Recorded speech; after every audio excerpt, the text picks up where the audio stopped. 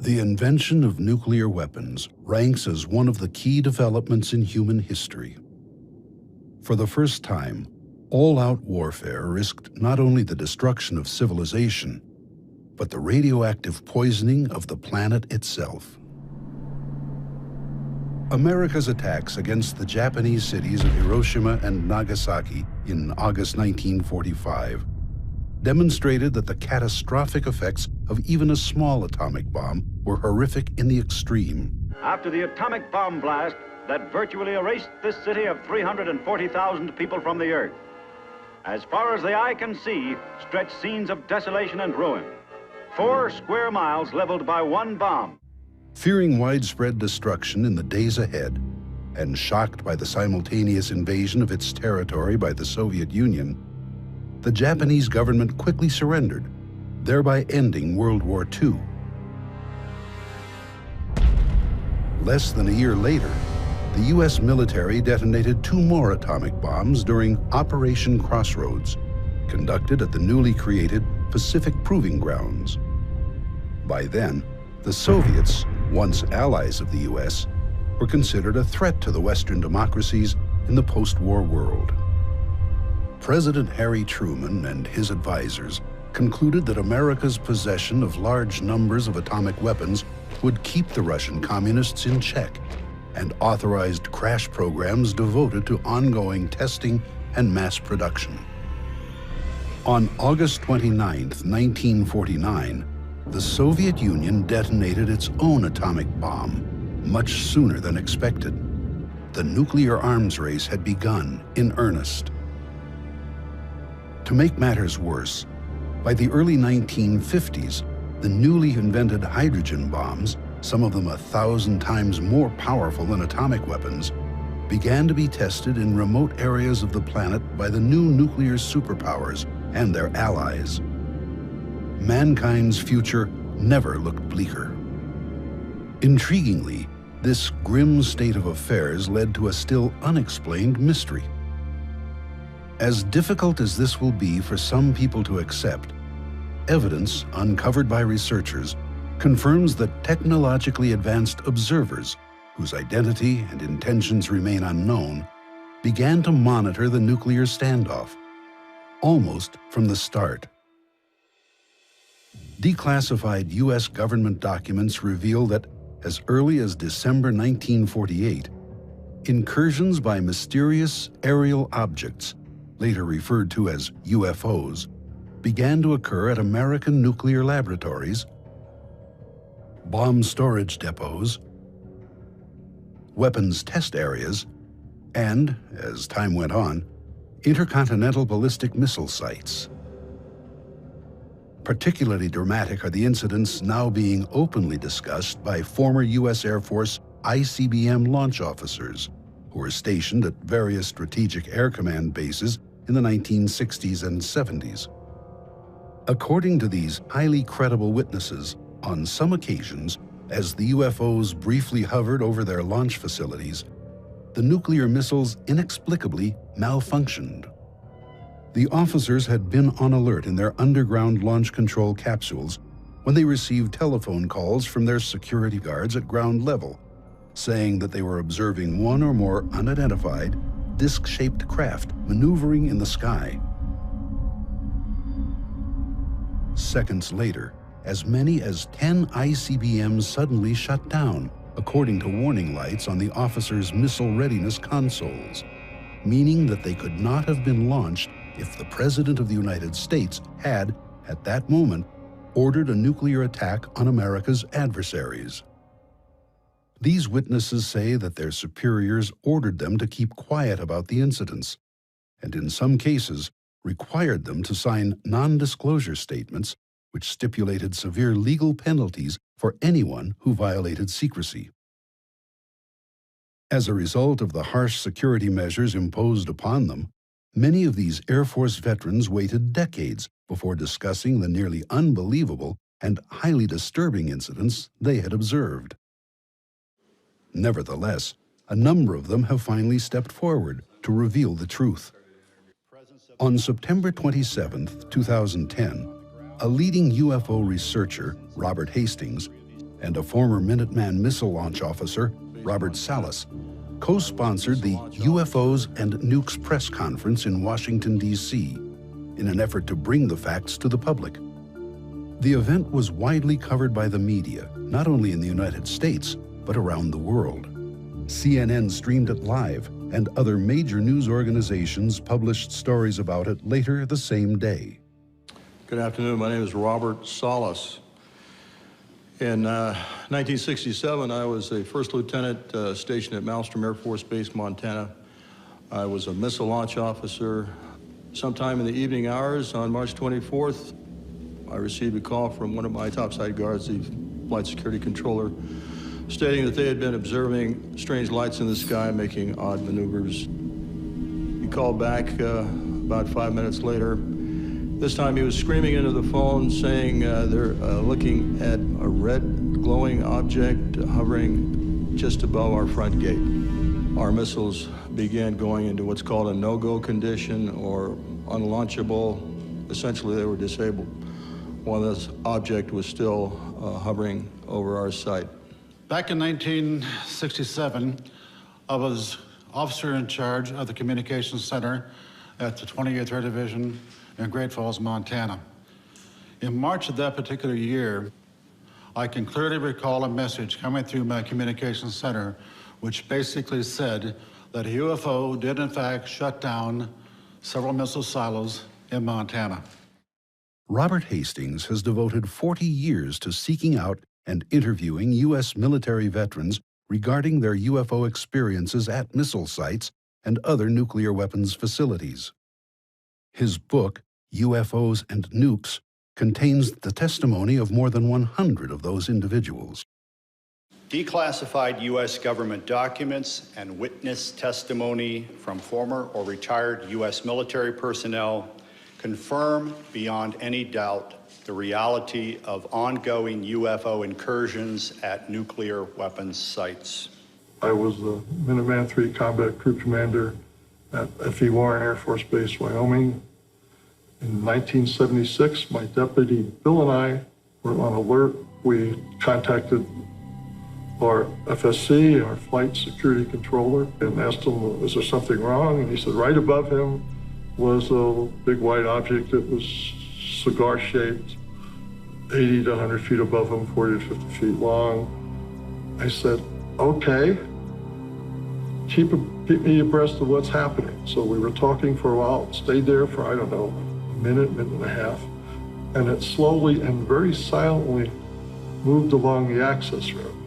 When we came up the next morning, the FSC was in his chair in a fetal position, and we talked to him and tried to calm him down. We couldn't calm him down, oddly enough. We were called in by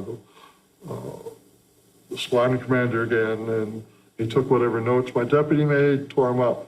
So this didn't happen, it's top secret, and made us sign something.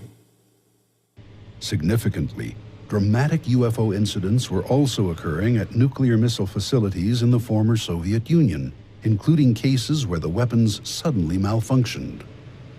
Documents obtained in Russia by Western journalists in the 1990s, as well as on-the-record statements by Soviet Army veterans, summarize the unsettling events in great detail. These revelations make clear that both American and Soviet nuclear missiles were subjected to ongoing surveillance and, from time to time, deliberate tampering by whoever was piloting the UFOs during the long, tense confrontation known as the Cold War. Had that anxious standoff between capitalism and communism suddenly become a hot nuclear war, hundreds of millions of people would have been killed outright, and a great many more, perhaps 1 to 2 billion worldwide, would have died over time, the result of radiation illness, exposure, and mass starvation. Indeed, a great many species and ecosystems on Earth would have been devastated by such a war. But what were the mysterious missile disruptions, as described by American and Soviet military veterans, meant to convey? Were they a demonstration of the unknown observer's ability to interfere with these weapons at will? If so, Would they have openly intervened to try to prevent a nuclear exchange from occurring if hostilities seemed imminent? To state the obvious, the answers to these questions remain elusive, even now. But if all of this is true, what exactly is going on? Who or what is piloting the amazing aerial craft we call UFOs? And why do they seemingly have an intense interest in monitoring and sometimes disrupting our nuclear weapons systems? A brief review of the evidence may provide a few clues.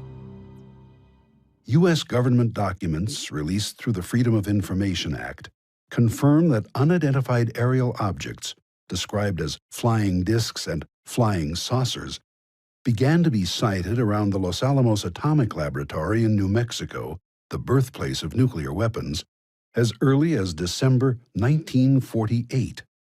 3 years earlier, on July 16, 1945, the lab had tested the first atomic bomb in the desert near Alamogordo, just weeks before the devastating attacks against Japan. Although shrouded in secrecy for decades, the declassified documents reveal that UFOs appeared with alarming frequency, not only at Los Alamos, but also at its sister laboratory, Sandia, in Albuquerque throughout the 1950s. Other declassified documents discuss ongoing UFO sightings at the Oak Ridge Nuclear Laboratory in Tennessee, the Hanford Plutonium Processing Plant in Washington State, and the Savannah River Complex, another plutonium manufacturing site in South Carolina. While the local and even national media occasionally published stories about these incidents, the vast majority of the American public had no idea that they were so frequent and widespread. Nevertheless, according to military intelligence officers, a worrisome pattern had begun to emerge.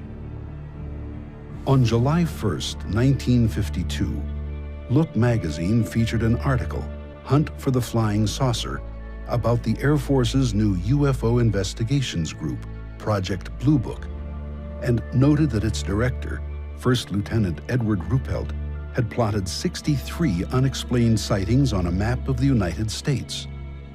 At that point, it was discovered that a, quote, ominous correlation existed between some of the sightings and the location of various atomic weapons installations.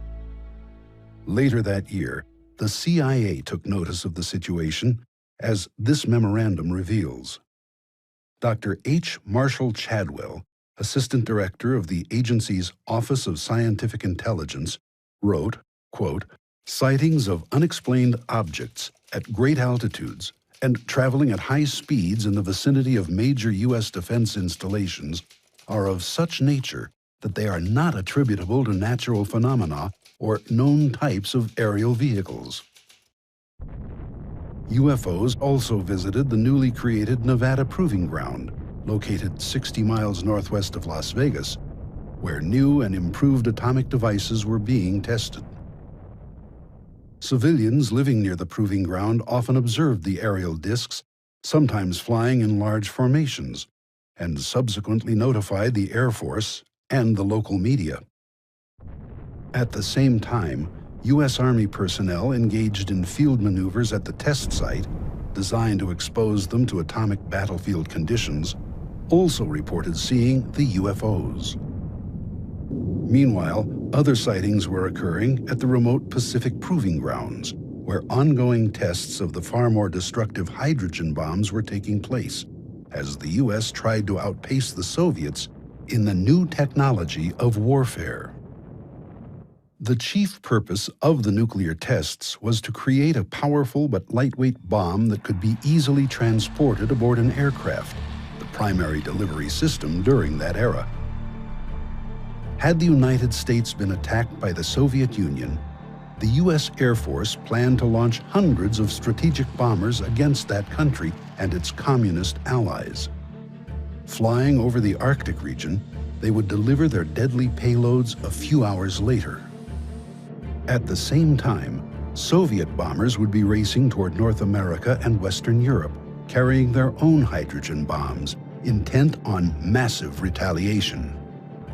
If this were not enough, the nuclear standoff entered a new and even more menacing phase in the early 1960s, with the first deployment of intercontinental ballistic missiles. Traveling at more than 15,000 miles per hour, these space-age weapons could deliver their massively destructive warheads to targets on the other side of the globe in less than half an hour. That shockingly brief period was later reduced to less than 10 minutes, once US and Soviet missile-carrying submarines began to be deployed just off each other's coasts. Nuclear Armageddon, if it came to pass, would burst upon the world with sudden savagery against which there would be no possible defense.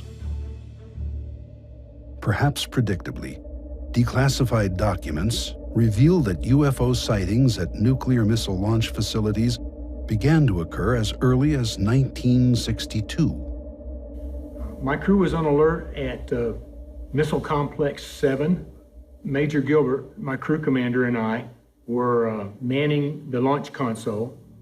We got a call from the Site 6 crew commander saying that there's something hovering above his site. And he asked us to go topside and see what we could see.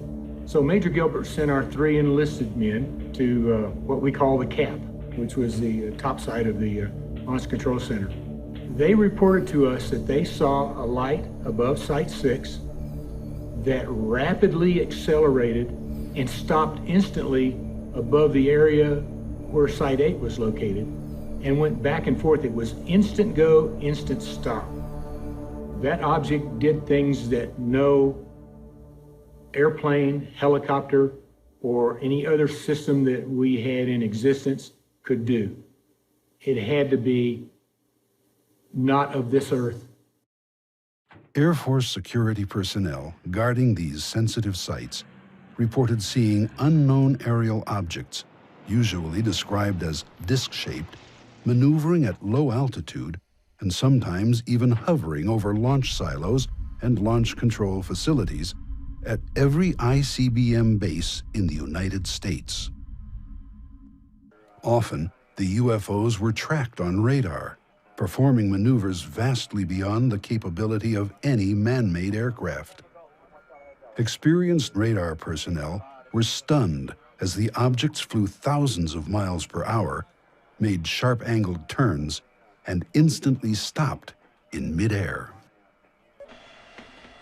The mysterious intruders were frequently chased by Air Force interceptors, which had been scrambled to protect the missiles from possible sabotage.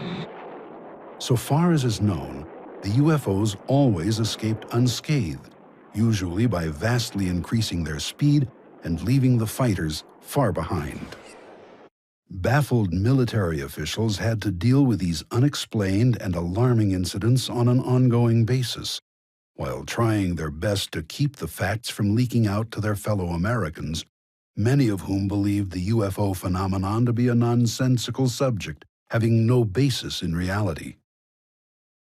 This skeptical attitude was actively fostered by the government's own policy of ridicule and denial, as implemented by members of Project Blue Book, who routinely dismissed credible, bona fide UFO sightings as the misidentifications of natural phenomena or man-made aircraft. Over time, this practice led to a widespread public backlash against the U.S. government and its weak and sometimes ridiculous explanations for the sightings. Meanwhile, behind the scenes, UFOs began to appear at missile test ranges, often during launches designed to improve the performance and reliability of America's ICBMs and the deadly warheads they carried. Occasionally, those aboard the UFOs did more than watch the tests. While the exact date remains uncertain, sometime in the fall of 1964, an incident occurred at Vandenberg Air Force Base, California, which has come to be the best-known, most astonishing example of deliberate UFO interference with our nuclear weapons systems. Although the case is still classified top secret, a former Air Force officer, Dr. Robert Jacobs, has openly discussed it. At the time, Lieutenant Jacobs, who was assigned to the 1369th Photographic Squadron and held the title Officer in Charge of Photo Instrumentation, was tasked with filming missile launches from a remote mountaintop site on California's Big Sur coastline, using a powerful telescopic camera. The ascending ICBMs would initially fill the camera frame, permitting a detailed view of engine performance, staging, and other aspects of a given launch as they raced out over the Pacific Ocean. Following one such test launch, Lieutenant Jacobs was unexpectedly told to report to the office of Major Florenz Mansman, a photographic analyst assigned to Vandenberg's Office of the Chief Scientist, 1st Strategic Aerospace Division. Upon arriving, he noticed two mysterious men in gray suits, who he later learned were CIA officers. A motion picture projector had been set up, and without explanation, Major Mansman turned it on, telling Jacobs, "Watch this."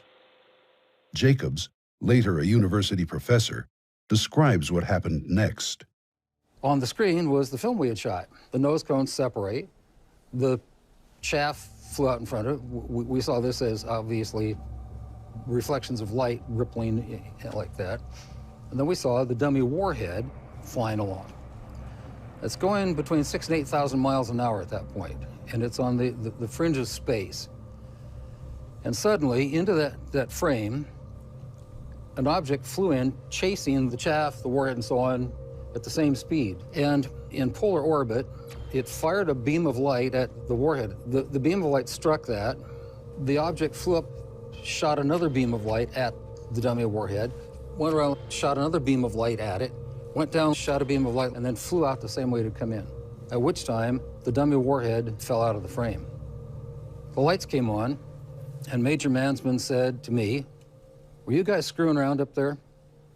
And I said, "No, sir." And he said, "What was that?" And I said, "It looks like we got a UFO." And he said, "Lieutenant Jacobs, you are never to speak of this again. It never happened." Decades later, Dr. Mansman, by then a researcher at Stanford University, informed Dr. Jacobs that after he had left the room, the two CIA officers quickly confiscated the film of the amazing incident, telling Mansman that it was classified top secret. Mansman also confirmed, in letters to various researchers, that before the film was whisked away, he had conducted an extensive frame-by-frame analysis of it using a magnifier, which revealed the UFO in great detail.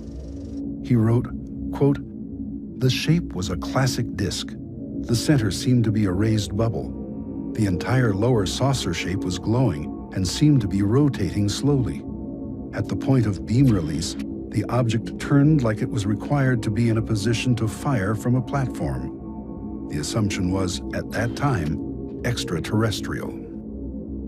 Responding to the retired major's revelations, Dr. Jacobs wrote, quote, "Those beams of light were a warning, a shot fired across the bow of our nuclear silliness ship." Then, on August 1st, 1965, a dramatic, large-scale UFO incursion took place at F.E. Warren Air Force Base in Wyoming, as this declassified report confirms. Dozens of sightings of disc-shaped craft cavorting at low altitude over Minuteman missile silos, known as launch facilities, were reported by the Air Force security personnel guarding them. Former launch officer Jay Earnshaw has discussed his involvement in one such incident that night. I was in command of Capsule Echo 1 at Warren Air Force Base. Got a call about 3:30 in the morning, somewhere that time, from the flight security controller above, who said that, "Sir, there's some strange objects out there." I says, "What do you mean?" And turns out that he had observed, along with the rest of his response team members, what looked like 5 to 6 oblong lights stacked on top of one another, just outside the gate at Echo 1. They didn't seem to cause any particular damage They didn't seem to put out any beams of light or anything else like that. They simply were there, stacked up. It was rather a benign incident at the time. The paperwork all disappeared. Over the next 2 years, similar UFO incursions also took place at Minot Air Force Base, North Dakota, and Ellsworth Air Force Base, South Dakota. Although those disturbing incidents were reported in official records at the time and occasionally leaked to the media, many of the details only emerged decades later in the testimony of former missile launch officers. I was on duty at Echo, which is our squadron command post. We had strike teams respond to alarms from the missiles. They were 3 to 5 miles away. And they jumped in their trucks and went roaring out there and called me back and said, "Sir, for lack of a better description, there's a flying saucer hovering over that missile, and there's a beam of reddish light going down to it." I assume they were taking data with that beam. It wasn't destructive as far as I know. It had to be a data collection thing. I'm sure they scanned the warhead or something.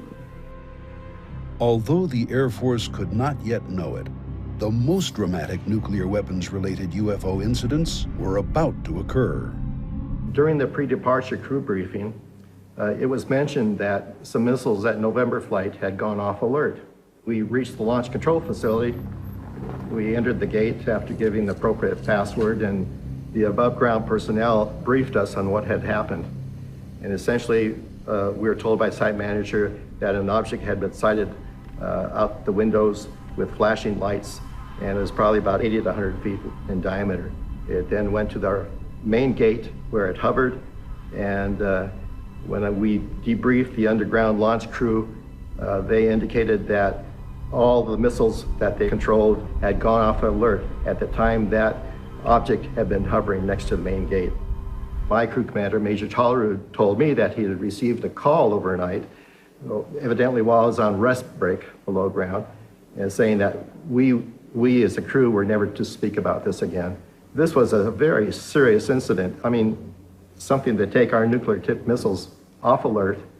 It was something that we had never been prepared for. The same year that these amazing events were unfolding in secrecy, Secretary of the Air Force Harold Brown appeared before a congressional hearing and dismissed the idea that information about UFOs was being kept from the American public. We have not been hiding anything. The investigations have been made public. The explanations of those where there is a clear explanation have been made public. The hearing this morning was public for just that reason. Brown's claims have now been discredited, but the strict security measures imposed on military witnesses at the time meant that decades would pass before the public learned the facts about UFO activity at nuclear missile sites. In any case, the next known incident, at Malmstrom Air Force Base, Montana in March 1967, left no doubt that those aboard the UFOs were intent on disrupting the functionality of American ICBMs in their underground silos. On March 16th, at Echo Flight, a missile security guard reported that a large round object had suddenly appeared in the sky and was hovering at low altitude, directly over one of the missile silos. Moments later, the entire group of 10 ICBMs mysteriously malfunctioned. This startling fact has been confirmed by one of the launch officers on alert that day, now retired Colonel Walter Fiegel, who spoke about the incident during a taped telephone conversation with Robert Hastings in 2008. Fiegel said that in response to the missile guard's UFO report, he had sent out 2 security alert teams, one of which confirmed the presence of the object. The strike team that went out, one of the 2, claimed that they saw something over the site. How did they describe that? He just said a large round object. Directly over the LF? Directly over the site. But Fiegel was not the only one to be told that a UFO was in the vicinity during the incident. Former Minuteman electromechanical technician Henry Barlow, who helped restart some of the stricken missiles, was informed that the mysterious aerial craft had actually caused the problem. Job Control called and said, we have a problem at Echo Flight, and 4 or 5 missiles, or 6 missiles, just shut down simultaneously. And we want you to go to the nearest site, penetrate the site, and see what's going on. So on our way to the site, they had called and said that the other 4 missiles had shut down, so that all of them were now shut down. At that time, they said UFO activity in the area, and we had heard this on and off for many times when we were out at the missile sites that Job Control would call and say, you know, we have reports of UFO activity in your area, keep your eyes open. And I think we covered 3 or 4 sites, and they were sending other teams out from the base. We had to go to Echo 1 to stay for the night there and get 8 hours of sleep before we headed back to the base.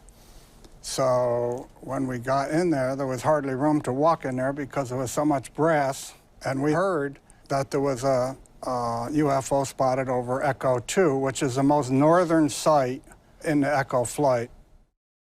In 1997, missile engineer Robert Kaminsky, who headed the Boeing Company team tasked with investigating the missile shutdown incident at Echo Flight, wrote to researcher Jim Klotz, saying that no prosaic cause for the failures could be found.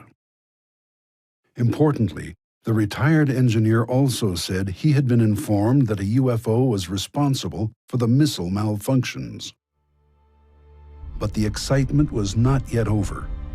A second ICBM shutdown incident occurred 8 days later, on March 24, 1967, at Oscar Flight, according to former Minuteman missile launch officer Captain Robert Salas, who was on alert when it occurred.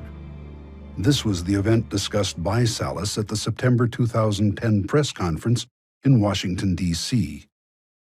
Salas's testimony has been confirmed by former Minuteman missile targeting officer Captain Robert Jameson, who helped retarget some of the Oscar Flight ICBMs. In March of 1967, I was on alert for dispatch. And that evening, I got a call from Job Control saying a missile going down in Oscar Flight, go out and restart it. So I had called my team together. We went down to the hangar. I was told that a UFO caused all 10 missiles in Oscar Flight to go down. Although this ominous situation undoubtedly concerned those in the know at the Pentagon, the chief of Project Blue Book, Major Hector Quintanilla, nevertheless presented a brave face when he spoke with reporters in response to a public uproar over nationwide UFO sightings. After almost 20 years and after having investigated over 9,000 cases, the Air Force has determined that the UFO phenomenon does not present a threat to the national security of the United States. These same claims were made when the Air Force announced the closure of Blue Book in December 1969, at which time it again emphasized that no evidence existed to indicate that UFOs posed a threat to the country's security.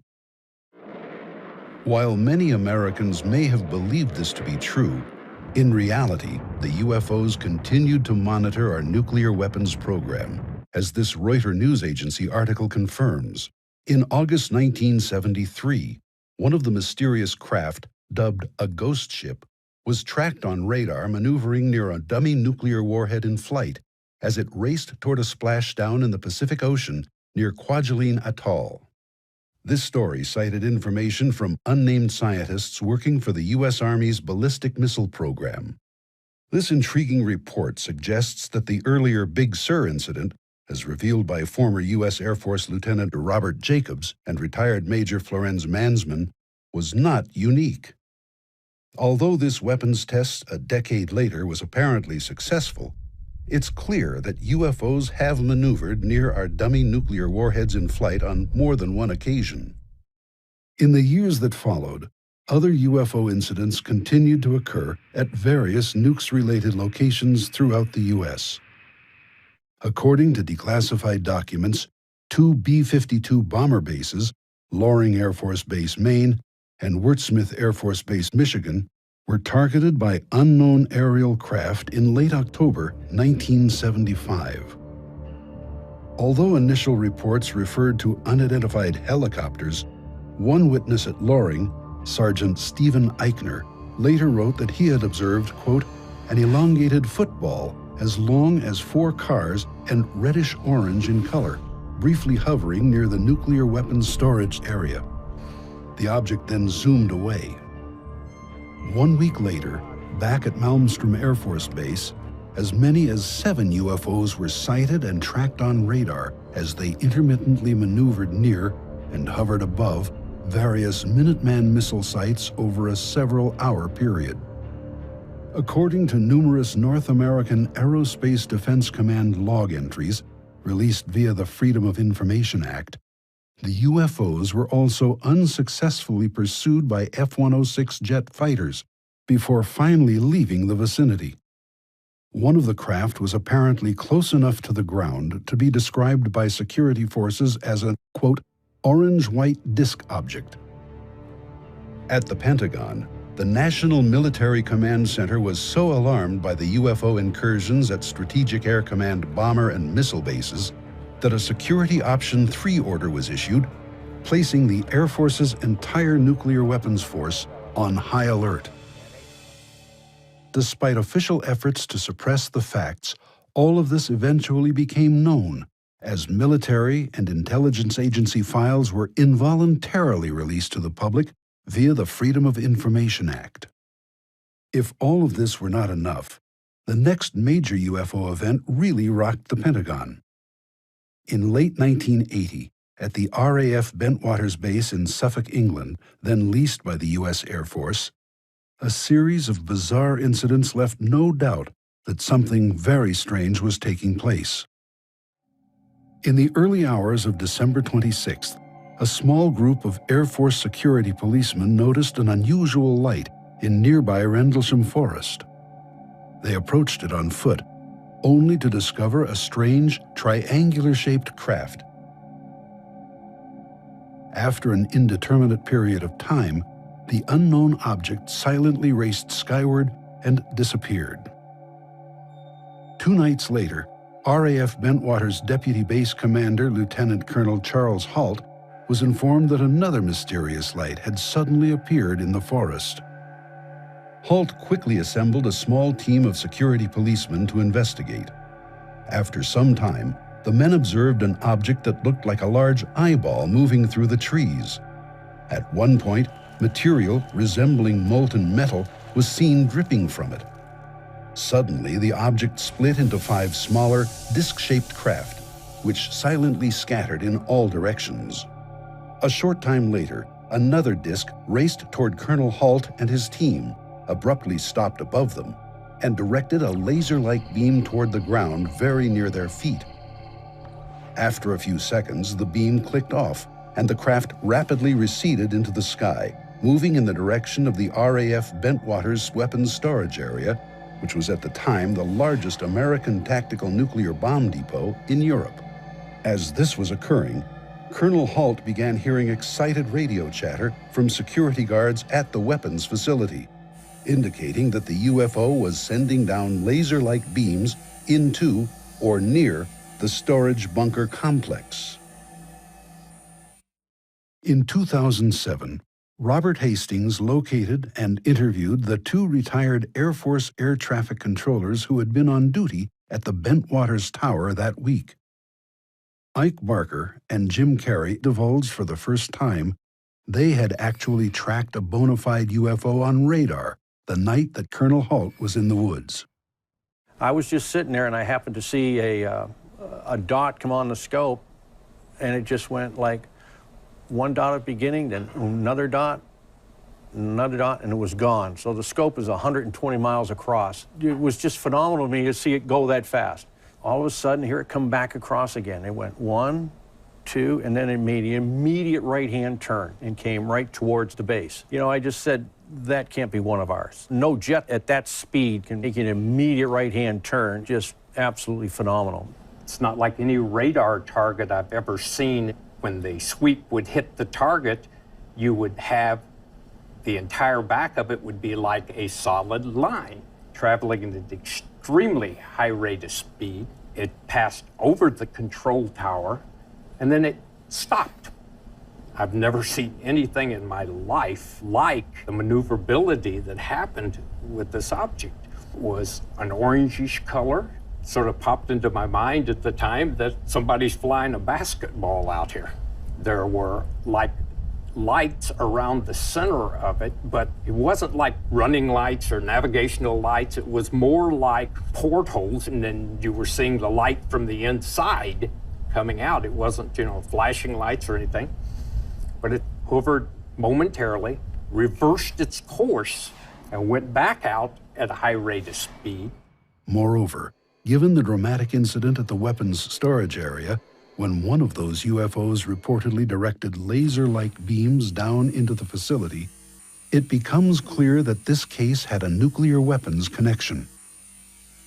Significantly, another Nukes-related incident in the former Soviet Union is nearly identical to Bentwaters. Government documents obtained by Western journalists after the collapse of the Soviet regime confirm numerous cases of UFO activity in that country during the Cold War era, including one at the Kapustin Yar military complex. On the night of July 28, 1989, a disc-shaped object with a dome was observed by dozens of Soviet Army personnel as it briefly hovered over the base's nuclear missile warhead depot. According to one KGB report, as the stunned witnesses watched, the UFO directed laser-like beams onto the roof of a building in which those weapons were kept before silently racing away. Another incident in the Soviet Union 7 years earlier was even more shocking. On October 4th, 1982, a huge flying disc apparently activated several nuclear missiles, which were then preparing to launch. According to the Soviet Ministry of Defense documents secured by American television investigative reporter George Knapp, the UFO appeared over an intermediate-range missile base near the Ukrainian town of Bylokorovich. At one point, down in the underground launch control capsule, several missiles suddenly went into countdown mode. Although no one had input the authorization codes, the missiles were preparing to launch. Then, after 15 terrifying seconds, the anomaly ceased and everything returned to normal operational status. This potentially disastrous incident was nearly identical to one reported to Robert Hastings by former U.S. Air Force launch officer David Schur, who said that a UFO had activated the launch sequence in several of his Minuteman missiles at Minot Air Force Base, North Dakota, one night in 1966. As this object passed over the missile site, we would start getting erratic indications on that missile. The bad thing was we also got a launch indicator. Does that mean that the launch sequence has been triggered? That means that the missile has received a launch signal. In that case, Schur and his commander had to flip an inhibit switch to disrupt the unauthorized countdown. But were those aboard the UFOs actually trying to start a nuclear war? Having investigated these incidents for decades, my opinion is that those who pilot the UFOs are visitors from elsewhere who are engaged in these provocative actions at American and Russian nuclear missile sites to send us a message that we humans are playing with fire, that to engage in nuclear warfare is essentially suicide. Importantly, these dramatic incidents continue to occur long after the end of the Cold War.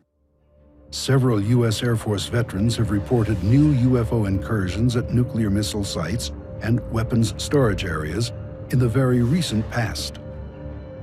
The most important case occurred on October 23, 2010.